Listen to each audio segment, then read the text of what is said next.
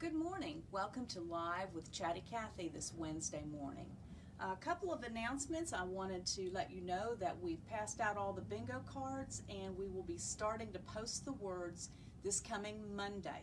So make sure you make a note of that because we will put up one word a day, but the word from the previous day will be deleted. So you have to keep up with it. And the best way to keep up with it is to get on our Facebook page, The Enchanted Quilt, click like, and it has a drop-down box.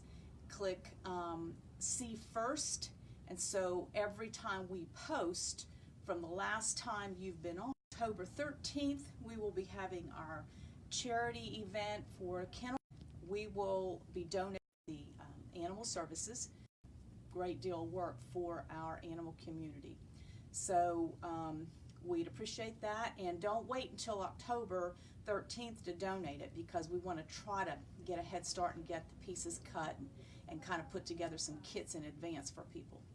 That saves a lot of time if we do that. Okay, let's continue the conversation that we had last week towards beginning quilters.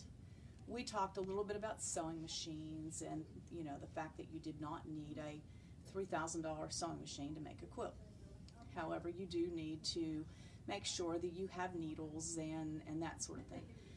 I want to talk to you a little bit about rulers and accessories and things like that that you purchase to make your quilt successful and easier. Like I said, do not run out and buy every gadget out there. Buy them as you go. You will need a few rulers to get you going. Now, we carry Creative Grid rulers here, and the reason we do is we believe highly in them. They are wonderful rulers in the fact that, I'll show you here, on the back of every ruler going the whole way around the outside, there's a little grippy strip, and then this one also has little dots that are grippy, so that when it will slide when you need it to slide, but then when you put pressure on it, it helps keep it in place. Now, nothing's 100% suction cups on the back, but these are very good rulers. Their markings are excellent, and they are designed by quilters. They are not designed by a group of engineers or people that are well-known and established quilters design these rulers for Creative Grids. Now, what I suggest everyone really needs is to start out with, you need, and this one has markings. Not very often that you have to use that, but it's black fabric.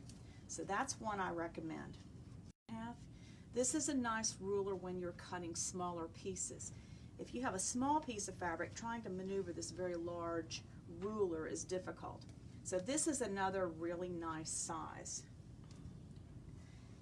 Smaller rulers, 2.5 by 12.5 inch ruler. And then this is another small one. They like this one because it's pretty, because it says I love my quilting friends on it with little hearts. This is a 2.5 by 10 inch ruler. But this ruler is really, this is probably my very, very favorite ruler, and it is called the Quick Trim ruler. It is a very good ruler.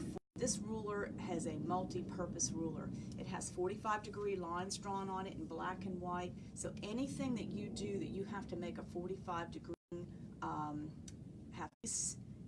snowball blocks and etc., this ruler need a circle cut out. This ruler will do that as well.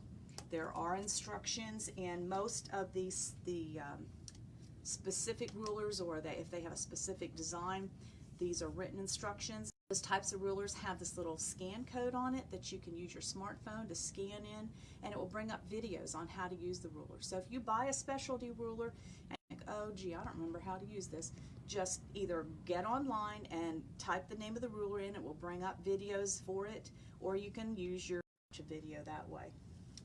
The other thing that I think is almost a necessity for all new quilters or even established quilters, because I use this all the time. I've got several of them lying around. It's called the purple thing. It's a very inexpensive tool. It's like $3.50. This tool, when you're turning, this end is a stiletto. You can use it to turn and poke out your corners. You can use it as a stiletto if you need a third hand to try to maneuver your fabric underneath the feed dog so you don't run over your finger.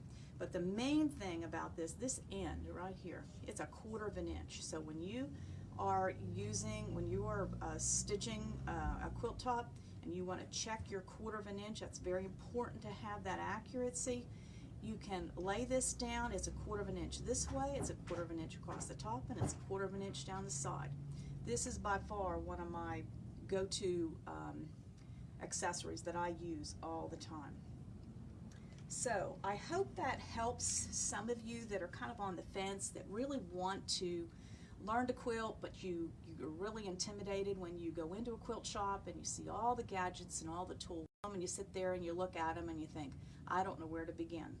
So that's just a little bit of advice.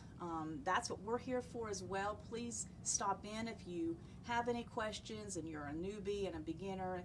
You know, there's not a dumb question. You know, we want everyone to be successful. And like I said, you don't have to. Now, I'm going to say this is not an inexpensive hobby, but buy things as you need them, or buy things as you go. You do not have to run out and spend $3,000 on a bunch of equipment to start out with. Just start out slow, and then as you progress in your techniques and your learning, then you'll graduate to some of the specialty rulers and some of the other things. But I'm not going to lie, this is an expensive hobby. The only thing I can think of that might be inexpensive is reading, where you can go get a library card and borrow your books and not have much invested in it. So, you know, there isn't much out there hobby-wise that is not, and fishing and carpentry and you know, a lot of good equipment and different. But like I said, if you're a newbie, do not go out and just buy. Start out slow, try things out. Most of what we sell here we believe in.